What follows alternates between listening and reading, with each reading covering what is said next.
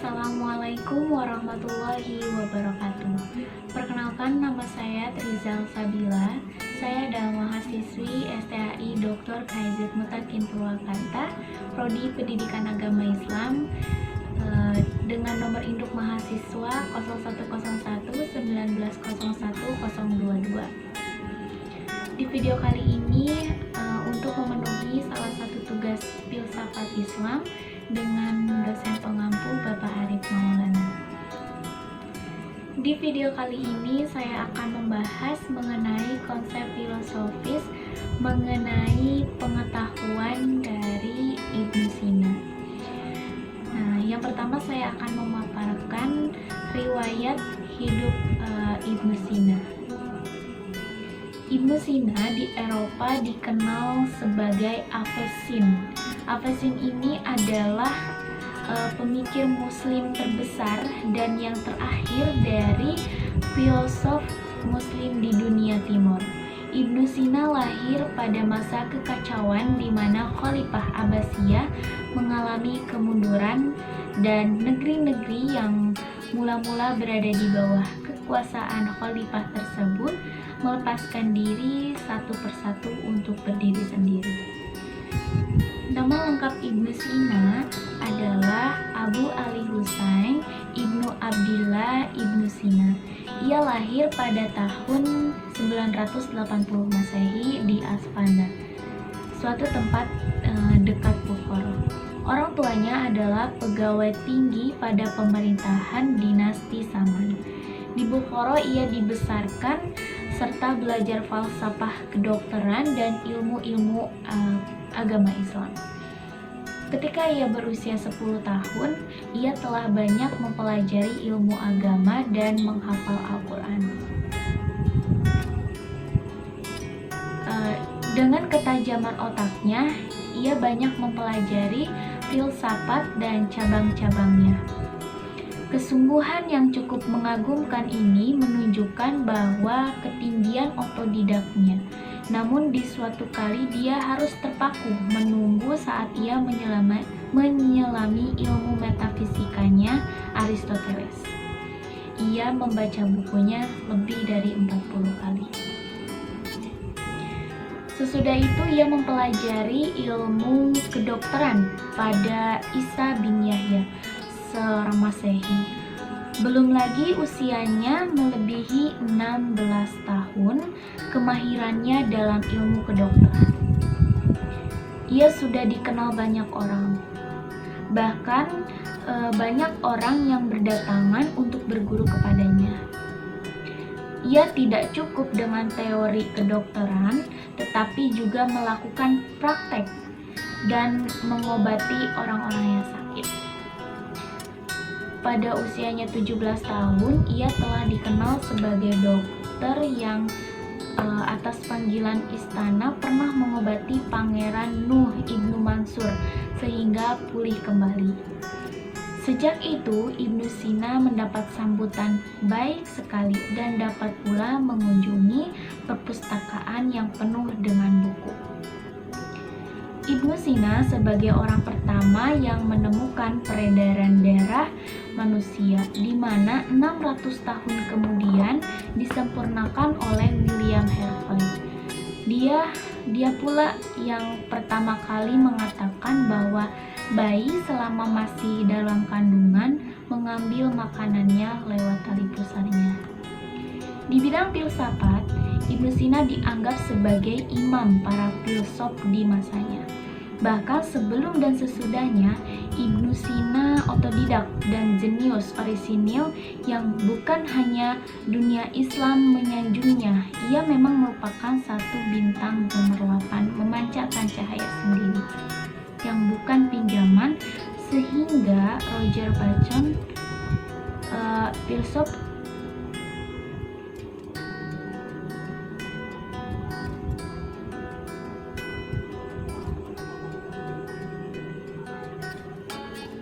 Kemudian karya-karya Ibnu Sina yang ternama dalam lapangan filsafat adalah As-Sifah, An-Najat, dan Al-Isyarat.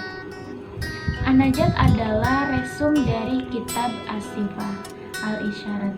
Dikarangkannya kemudian untuk ilmu tasawuf. Selain daripada itu, ia banyak menulis karangan pendek yang dinamakan makalah.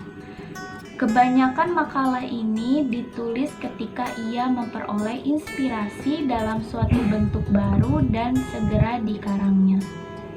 Sekalipun ia hidup dalam waktu penuh kegoncangan dan sering sibuk dengan soal negara, ia menulis sekitar 250 karya.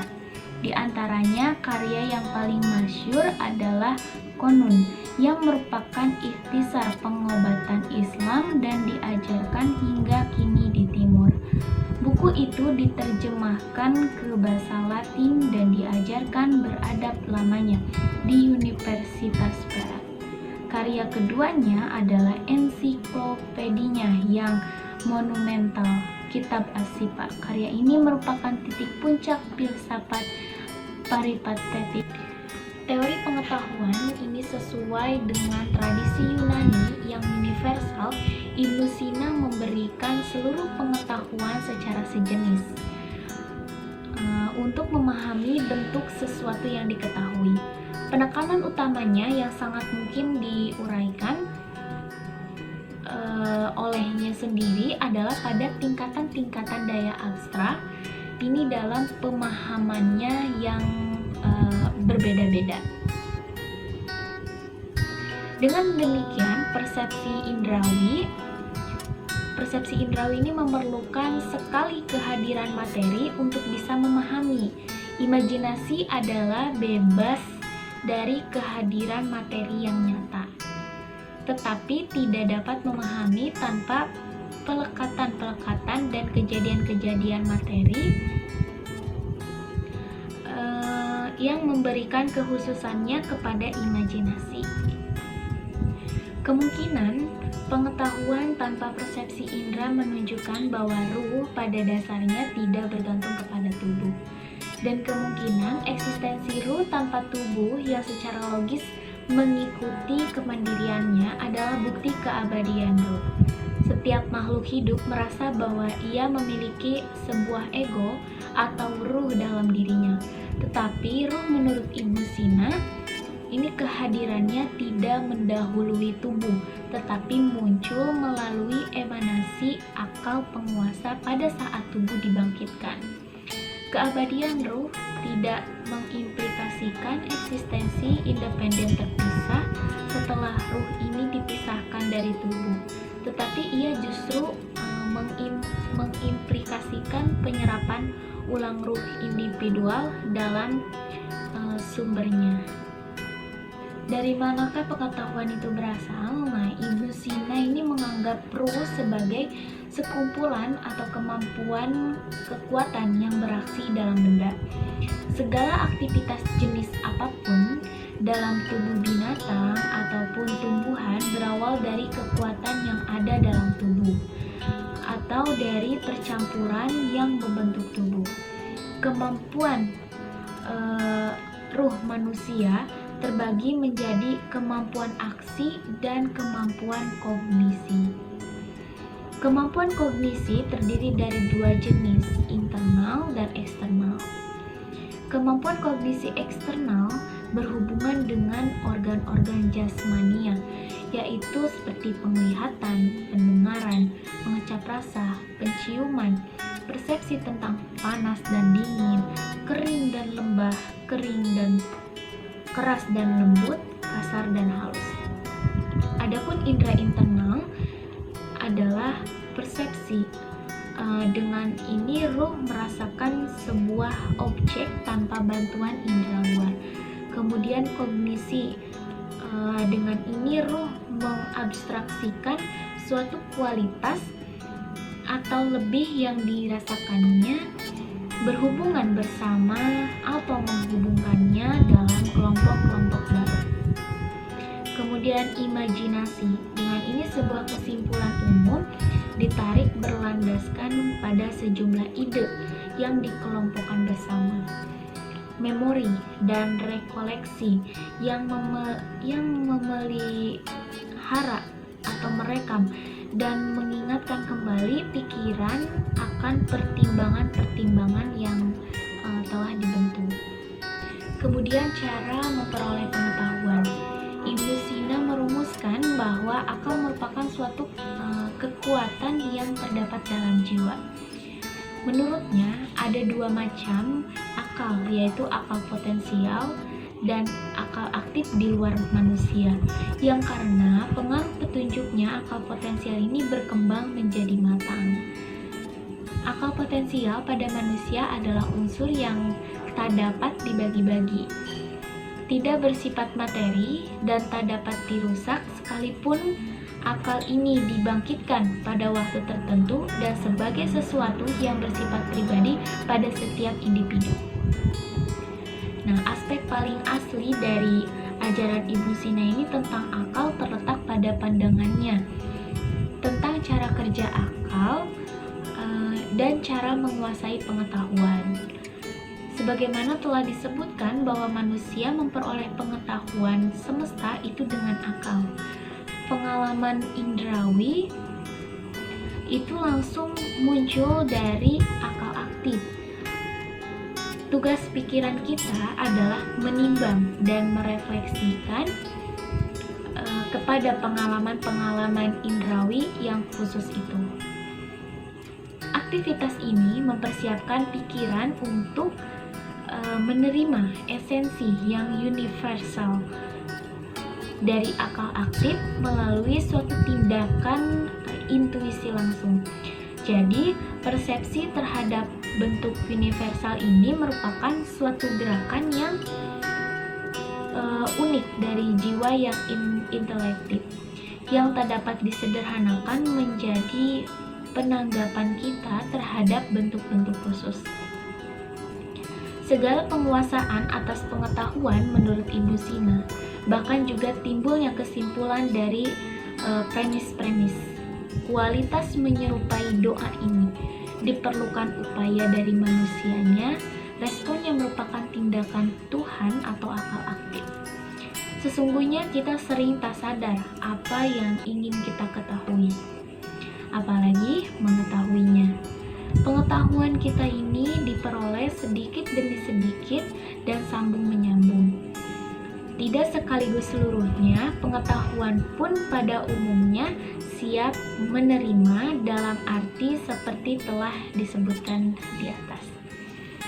Dalam kesadaran normal, kita tidak sepenuhnya sadar akan dari mana dan kemananya arah pemahaman kita. Maka kita sering tidak mengetahui makna keseluruhan dari penemuan-penemuan mereka.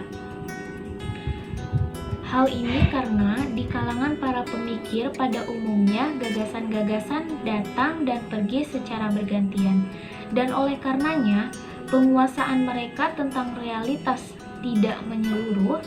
Pikiran manusia yang berpikir secara umum, kata Ibnu Sina, ibaratkan sebuah cermin. Baik teman-teman, bagaimana cara kita mengetahui pengetahuan itu benar atau tidak? Ibnu Sina ini mengibaratkan pengetahuan itu dengan sebuah cermin yang direfleksikan dari akal aktif. Tidak berarti bahwa suatu kebenaran yang pernah didapati atau dicapai dan sudah keluar pikiran harus dipelajari kembali secara keseluruhan apabila hal itu diingat.